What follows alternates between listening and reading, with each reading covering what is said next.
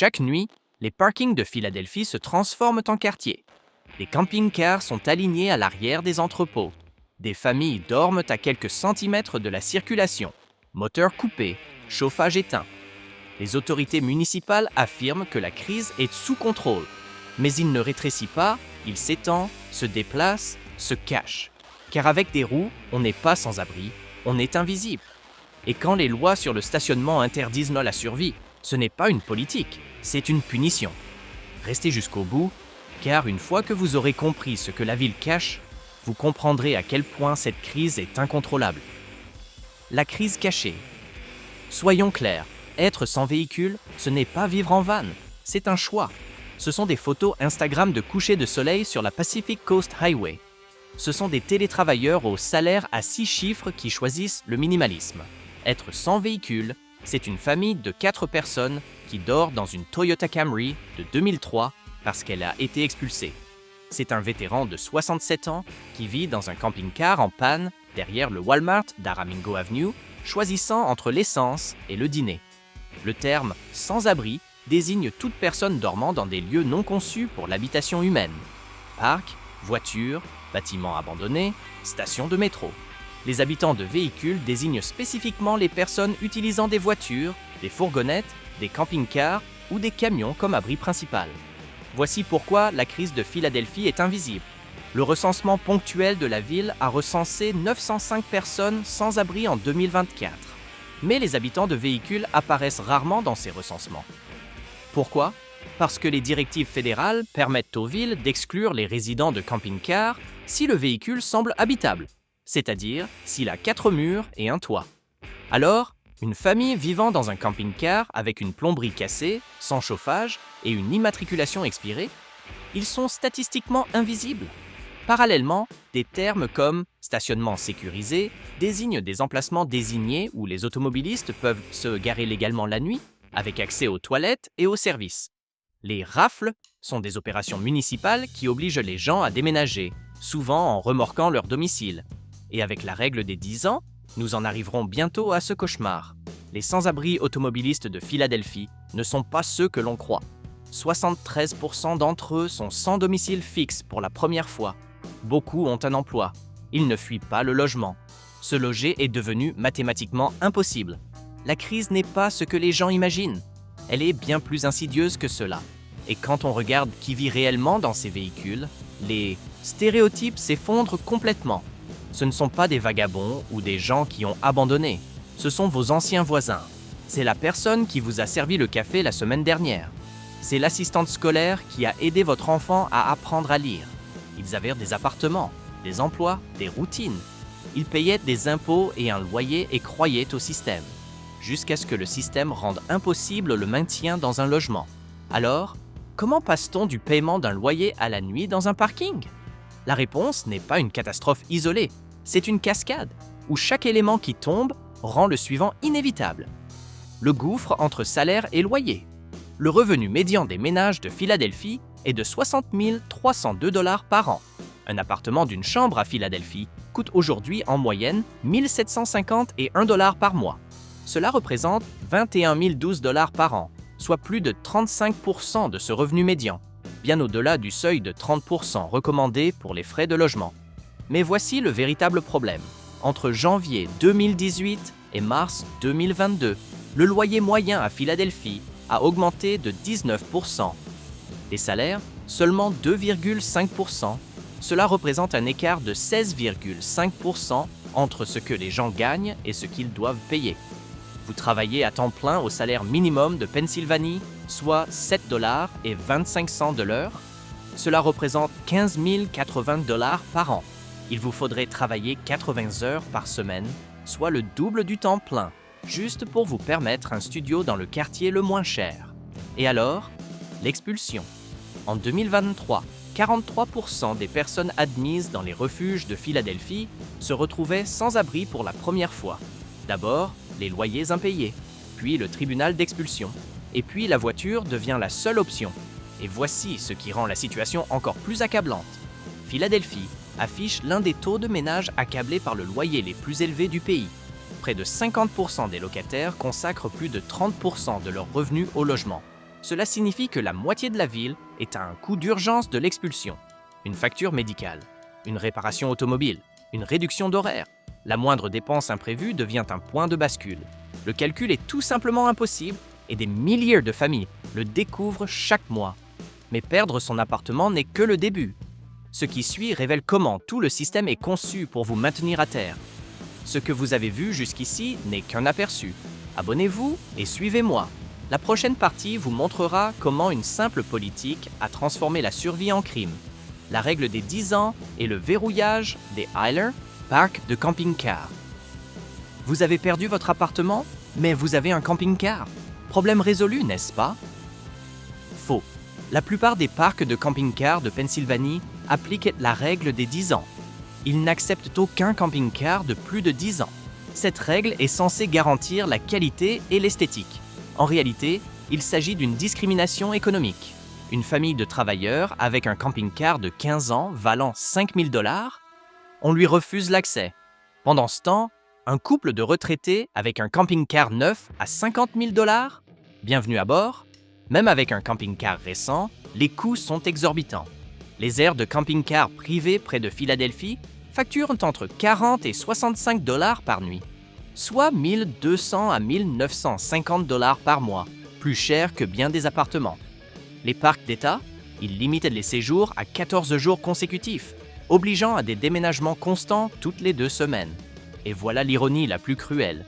Les aires de camping-car à vocation touristique privilégient les vacanciers.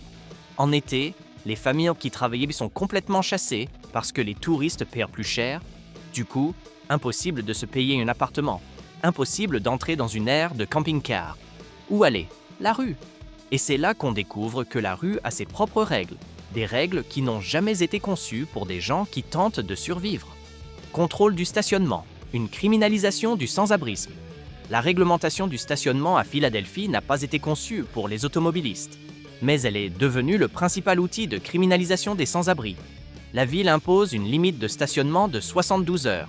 Si votre voiture ne bouge pas tous les 3 jours, elle peut être verbalisée ou mise en fourrière. Des interdictions de stationnement de nuit existent dans de nombreuses zones résidentielles. Se garer dans les zones commerciales la nuit, c'est également une infraction. L'autorité du stationnement de Philadelphie ne fait pas de distinction entre un véhicule abandonné et un domicile. La structure des amendes est brutale. Première infraction de stationnement, 26 à 51 $. 3 contraventions ou plus impayées. Votre véhicule est mis à la porte. Véhicule mis à la porte non payé. Remorquage et fourrière. Frais de remorquage et de fourrière. 104 $ à récupérer, plus toutes les amendes impayées. Imaginez, vous vivez dans votre voiture. Vous travaillez dans un entrepôt du nord-est de Philadelphie, mais vous n'avez pas les moyens de vous payer un appartement. Vous vous garez dans une rue résidentielle. 72 heures plus tard, vous recevez une contravention de 26 $. Vous n'avez pas les moyens de la payer car vous essayez d'économiser pour un dépôt de garantie. 2 semaines plus tard, 3 contraventions. Votre voiture est mise à la porte. Vous ne pouvez plus vous rendre au travail en voiture. Vous perdez votre emploi. La voiture est remorquée. Vous perdez votre maison, ce qui vous abritait, votre logement, votre moyen de transport, votre dernier semblant de dignité a disparu et vous vous retrouvez à la rue. Ce n'est pas une hypothèse. Cela se produit tous les jours. L'ironie est étouffante. La ville prétend vouloir sortir les gens de la rue, mais le système de contrôle veille à ce que ce soit précisément là qu'ils finissent. Chaque contravention devient un obstacle. Chaque frais de fourrière devient insurmontable. Les services chargés de maintenir l'ordre sèment le chaos dans la vie des plus vulnérables. Mais la punition ne se limite pas aux contraventions et au remorquage. Une violence plus discrète se produit chaque jour. Une violence qui ne fait pas la une des journaux. Le désert des infrastructures. Parlons de ce que signifie réellement vivre dans un véhicule à Philadelphie. Sans eau courante, pas de toilettes. Les automobilistes utilisent les toilettes des stations-service, mais beaucoup sont réservés aux clients. Certains fast-foods interdisent le flânerie. Les toilettes publiques ferment à la tombée de la nuit. Où se douche-t-on? Où se lave-t-on les mains? Où fait-on la lessive?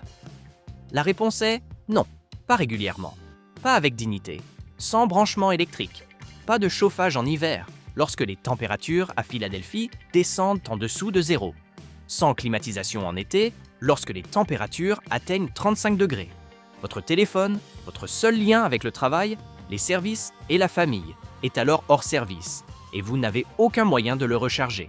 Sans évacuation des eaux usées, les eaux grises des éviers et les eaux noires des toilettes n'ont nulle part où aller. Certains les jettent illégalement, faute d'autres choix. Cela crée des risques sanitaires et dresse les habitants contre les automobilistes, alimentant l'image de nuisance des camping-cars. Les infrastructures ne sont pas conçues pour la survie, elles sont conçues pour la rendre impossible. Chaque besoin humain fondamental devient une crise quotidienne. Se brosser les dents, utiliser les toilettes, se réchauffer, se rafraîchir. Ce ne sont pas des luxes, ce sont des nécessités. Et lorsqu'on ne peut pas les satisfaire, la santé se détériore, l'emploi devient impossible et la spirale s'accélère. La ville réagit donc comme toujours, les déplacer. Problème résolu, n'est-ce pas? Le déplacement n'est pas synonyme de solution. Voici ce que les opérations de police de Philadelphie accomplissent. Elles déplacent le problème. Lorsque la ville évacue un campement ou réprime les infractions de stationnement à Kensington, les occupants de véhicules ne disparaissent pas. Ils se déplacent vers le nord de Philadelphie. Lorsque le nord de Philadelphie sévit, ils se déplacent vers le sud-ouest de Philadelphie. Lorsque le sud-ouest de Philadelphie les expulse, ils reviennent à Kensington. Il s'agit d'un déplacement, pas d'une solution. Moins de tentes visibles ne signifie pas moins de sans-abri. Cela signifie plus de personnes désespérées, plus de personnes cachées, plus de personnes déconnectées des services. Des études menées à Los Angeles montrent qu'une répression agressive augmente la durée du sans-abrisme. Pourquoi? Parce que lorsqu'une personne perd son véhicule à la fourrière, elle perd son bien le plus précieux. Elle passe de la rue à la rue, une situation bien plus dangereuse et déstabilisante. Chaque remorquage, chaque contravention, chaque ratissage éloignent encore plus les gens de la stabilité. Et pourtant, Philadelphie perpétue les mêmes politiques inefficaces. La ville dépense des millions pour la répression, des millions pour des amendes jamais payées, des millions pour des fourrières où les gens n'ont pas les moyens de récupérer les véhicules. Tout cet argent, tous ces efforts, et le sans-abrisme ne cesse de croître. Il ne s'agit pas seulement de statistiques ou d'échecs politiques. Il s'agit de personnes réelles dont la vie est détruite par un système censé les aider. Impact. Mettons des visages sur cette crise. Linda, 64 ans, a travaillé comme assistante scolaire pendant 23 ans. Après le décès de son mari, elle n'a plus pu payer son loyer avec un seul revenu. Elle a acheté un camping-car 1998 pour $3 000, mais tous les parcs de camping-cars l'ont refusé à cause de la règle des 10 ans. Elle se gare dans une rue différente chaque soir, terrifiée par les contraventions. Le mois dernier, elle a attrapé une bronchite après avoir dormi dans le froid. Sans domicile fixe, elle ne peut ni se faire livrer ses médicaments, ni recevoir les documents de retraite de son défunt mari. Elle a travaillé toute sa vie, cotisé au système, et maintenant, le système l'a complètement abandonnée. La famille Martinez, Marcus, Sophia et leurs 2 enfants de 7 et 9 ans vivent dans un monospace Honda Odyssey de 2006. Marcus travaille de nuit dans un centre de distribution. Sophia fait le ménage dans les bureaux le jour. Ils gagnent ensemble $48 000. Mais depuis l'expulsion inscrite sur leur casier judiciaire, plus aucun propriétaire ne veut leur louer un logement. Les enfants font leurs devoirs grâce au Wi-Fi de la bibliothèque. Mais ils ne peuvent pas dire à leurs enseignants qu'ils sont sans domicile fixe, de peur d'être séparés par les services sociaux. Chaque matin, ils se lèvent avant l'aube, se rendent à une station-service pour se laver et font comme s'ils venaient d'un foyer normal. Le stress les accable, mais ils persistent. Car quelle autre solution? James, un ancien cuisinier de 32 ans, s'est blessé au travail et n'a pas pu travailler pendant 3 mois. Il a perdu son appartement, a emménagé dans sa voiture et a commencé à utiliser un programme de stationnement sécurisé à une centaine de kilomètres de là, dans le comté de Berks. Grâce à un stationnement stable, à un accès aux toilettes et à un suivi personnalisé, il a pu faire renouveler sa carte d'identité, demander des prestations d'invalidité, trouver un nouvel emploi et emménager dans un logement de transition, le tout en 86e jour. Même situation, autre système de soutien, autre issue, mais James est l'exception. Linda et la famille C. Martinez représentent la norme. Vivre dans un véhicule nuit à la santé. Le stress constant, le manque de sommeil, l'exposition à des températures extrêmes et le manque d'hygiène provoquent des maladies chroniques. Les personnes qui vivent dans un véhicule présentent des taux plus élevés d'infections respiratoires, d'affections cutanées et de crises de santé mentale. Cela détruit l'emploi. Sans adresse fixe, impossible de recevoir du courrier, de vérifier son identité ou de maintenir sa crédibilité professionnelle. Les employeurs ne rappellent pas les candidats qui indiquent l'adresse d'une station-service. C'est une atteinte à la dignité. Imaginez expliquer à votre enfant pourquoi il ne peut pas recevoir d'amis, pourquoi il ne peut pas prendre de douche avant l'école, pourquoi il doit faire comme si tout était normal. Le coût psychologique est dévastateur. La peur constante d'être découvert, la honte de cacher sa réalité à tous ceux qu'on connaît, l'épuisement de ne jamais se sentir en sécurité, de ne jamais se sentir reposé, de ne jamais se sentir humain. Les enfants vivant dans des véhicules présentent des taux plus élevés de retard de développement, de difficultés scolaires et de traumatismes émotionnels. Les adultes souffrent de dépression, d'anxiété et de désespoir à des taux bien supérieurs à ceux de la population générale. Il ne s'agit pas seulement d'une crise du logement, c'est une crise humanitaire qui se cache au grand jour. Et voici ce qui devrait mettre tout le monde en colère. Philadelphie a le pouvoir d'arrêter tout cela. D'autres villes l'ont déjà compris. Ceux qui fonctionnent. Voici la vérité. Nous savons exactement comment résoudre ce problème. D'autres villes l'ont fait. Les modèles existent. Les données prouvent leur efficacité. Philadelphie a juste besoin de la volonté politique de les mettre en œuvre. Santa Barbara, en Californie, met en place un programme de stationnement sécurisé depuis 2004. Ce programme a accueilli des milliers de personnes en voiture et a permis à près d'1 millier de personnes d'accéder à un logement permanent.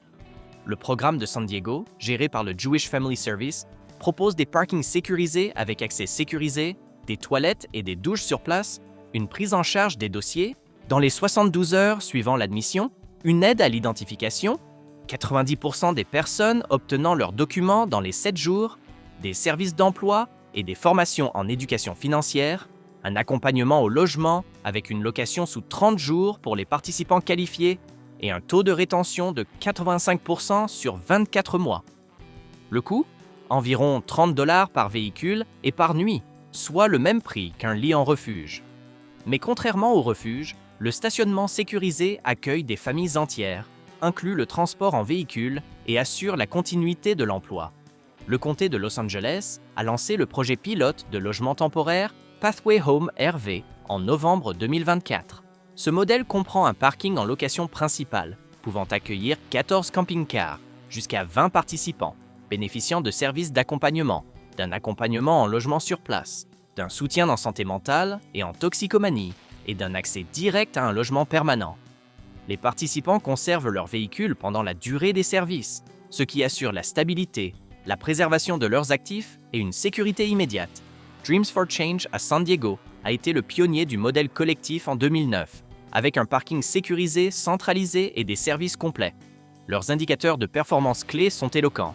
Évaluation initiale dans les 72 heures, 95% de conformité, obtention d'une pièce d'identité dans les 30 jours, 90% de réussite, dont 90% dans les 7 jours, location dans les 30 jours suivant l'admissibilité au logement, 80% de réussite, ratio de charge de travail, un gestionnaire de cas pour 25 participants maximum, maintien en logement permanent après 24 mois, 85%.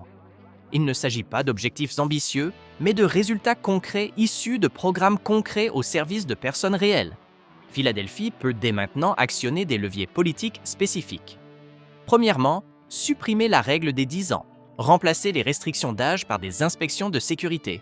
Si un camping-car répond aux normes d'habitabilité de base, comme des freins fonctionnels, une intégrité structurelle et l'absence de fuite de gaz, il est admissible au stationnement. Cela ouvre immédiatement l'accès à des milliers de familles. Deuxièmement, délimiter les zones de stationnement longue durée. Désigner des zones spécifiques, des parkings sous-utilisés, en bordure des zones commerciales, où les véhicules peuvent légalement stationner longue durée avec service. Collaborer avec les églises, les entreprises et les associations pour activer les places. Troisièmement, moderniser les infrastructures. Installer des sanitaires, des points d'eau et des branchements électriques aux endroits désignés. Le coût est minime comparé au coût actuel de contrôle, de service, d'urgence et d'hospitalisation de la ville. Quatrièmement, rendre obligatoire l'inclusion de la définition fédérale. Exiger que le décompte ponctuel de Philadelphie inclue tous les occupants d'un véhicule, quel que soit le type de véhicule. Des données précises permettent un financement et des politiques précis. Cinquièmement, réorienter les budgets de contrôle. La Philadelphia Parking Authority dépense des millions en contraventions, remorquage et mise en fourrière.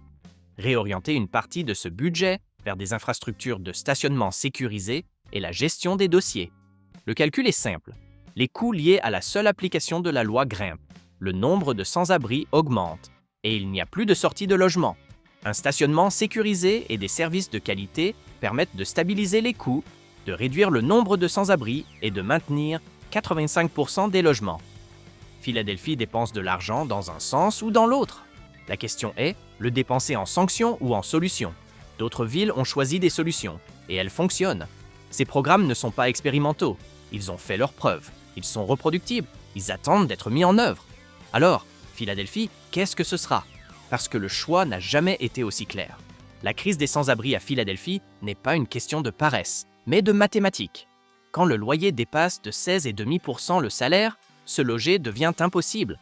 Quand des règles obsolètes concernant les véhicules et des limitations de 72 heures pénalisent les gens qui survivent, le système est défaillant.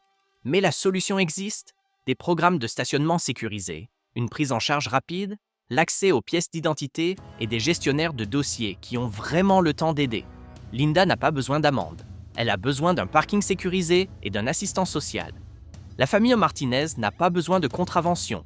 Elle a besoin de stabilité. James a prouvé que c'était possible. 90 jours de trajet en voiture jusqu'à la maison, avec du soutien, pas de sanctions. Philadelphie peut continuer à dépenser des millions pour faire respecter la loi ou financer des programmes efficaces. À nous de choisir. Si cela vous a ouvert les yeux, abonnez-vous dès maintenant. Direction le Nouveau-Mexique, où la crise des camping-cars sans abri est incontrôlable. Les scènes de rue sont si choquantes que même les policiers refusent d'y aller. Vous n'en croirez pas vos yeux. Merci d'avoir regardé et à bientôt pour la prochaine vidéo.